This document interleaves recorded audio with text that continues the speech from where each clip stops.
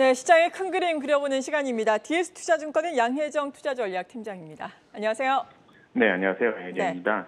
원화 약세 구간에도 외국인의 순매수가 꾸준하게 들어오면서 지수는 어느덧 지금 2,569선까지 올라왔습니다. 연고점이 2,582선이니까 지금 얼마 남지 않았어요. 연고점을 돌파를 하면서 주가 레벨업이 가능할까요? 지수 측면에서 보자면 일단 어떻겠습니까? 예, 지수 측면에서 보면은 이제 코스피가 0.9배 선은 이제 경기 침체선이거든요.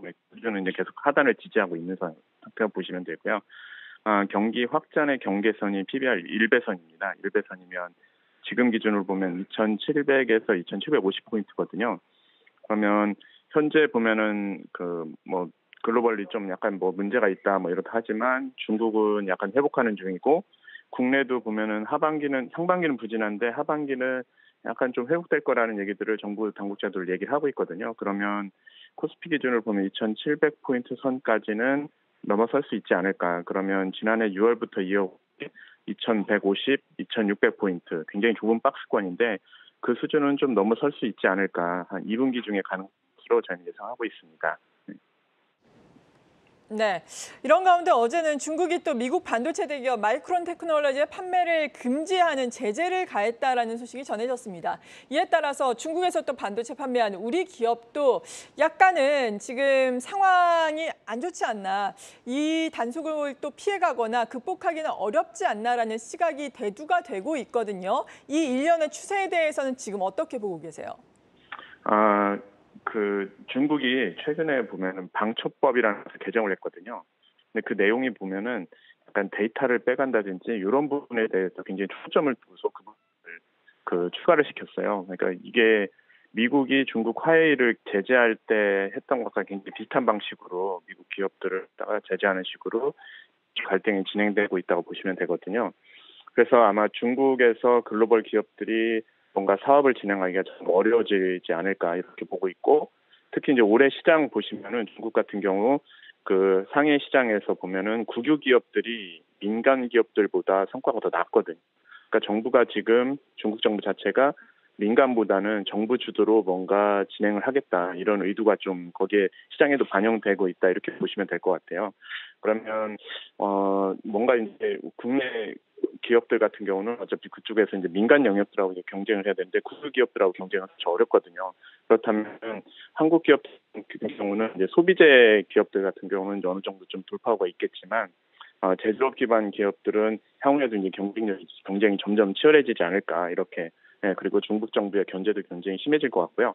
반도체 같은 경우는 지금 현재는 마이크론을 제재하면은 그 부분을 대체할 수 있는 물량은 한국 삼성전자나 하이닉스밖에 없거든요.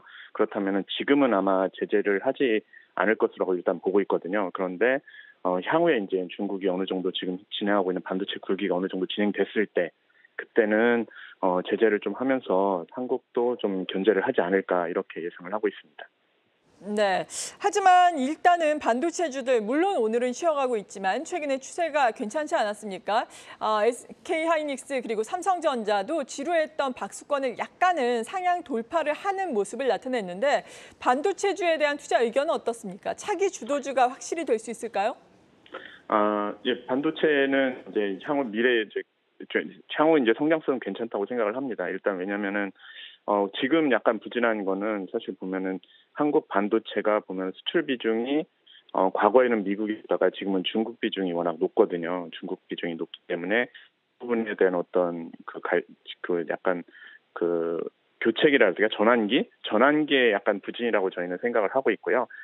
한국 반도체 같은 경우는 보통 이제 전방은 미국이라고 보시면 미국의 AI 기업들 이런 기업들이 최근에 보면은 굉장히 성과가 좋잖아요. 저는 그쪽이 약간 향후 성장성에 대해서 굉장히 좋게 보고 있고, 그럼 한국 반도체 약간 후방이거든요. 그러면 전체적으로 보면 약간 후행적으로 움직일 수밖에 없습니다. 왜냐하면 AI 관련 산업이 뭔가 성장하고 거기서 이제 구체적인 그런 기반들이 나타날 때 한국 반도체들이 후행적으로 따라갈 가능성이 굉장히 높다고 보고 있는 거고요. 지금은 좀 부진하지만 하반기에 이제 미국 쪽에서 이제 반도체 수요가 늘기 시작하고 그러면 이제 미국 이렇게 신규 주문이라든지 이런 제조업체들이 약간 반등이 나오기 시작하면은 그때부터는 한국 반도체 같은 경우도 약간 돌 가능성이 저는 있다고 생각을 해요. 그래서 지금은 반도체가 약간 좀 혼란기이기 때문에 약간 등락을 반복하고 있지만 저희가 예상할 때는 하반기부터는 좀 좋아지면서 약간 박스권 상단을 좀 돌파하지 않을까 이렇게 생각을 하고 있습니다. 네, 박수건 상단 돌파를 할 것이다라고 말씀해 주셨는데 사실 반도체를 끌어올린 것이 수급상으로 보자면은 매매 주체별로 외국인이 되겠습니다. 외국인 삼성전자를 중심으로 상당히 반도체를 지속적으로 지금 강하게 순매수를 하면서 끌어올렸는데 개인 투자자 여러분들은 이럴 때 또 삼성전자, SK하이닉스 뭐 대형주를 중심으로 말씀을 드리자면은 순매도를 하면서 차익 실현을 좀 하는 분위기더라고요. 어제 의외로 또 에코프로를 비롯한 2차 전지주가 올라올 때도 보니까 물려있는 분들이 많으셨는지 오름세를 이용해서 또 2차 전지 역시 어제도 강하게 차익 실현하는 모습이 개인을 중심으로 나왔거든요. 오히려 외국에는 또 2차 전지 순매수를 하고요. 이러한 수급 동향은 어떻습니까? 그러니까 지금은 저희가 생각할 때는 2분기 그다음에 하반기까지는 저희는 이제 외국인이 시장을 계속 주도할 거라고 생각을 하고 있습니다. 왜냐하면 고객 예탁금 기준으로 보면은 지금 50조 근방까지 왔거든요. 이미 어느 정도 개인들 자금이 어느 정도 시장에 저희는 이제 들어왔다고 판단을 하고 있어요. 판단을 하고 있기 때문에 여기서 이제 더 올라가기는 쉽지 않을 거라고 보는 거고, 그러면 외국인이 계속 시장을 주도할 거다.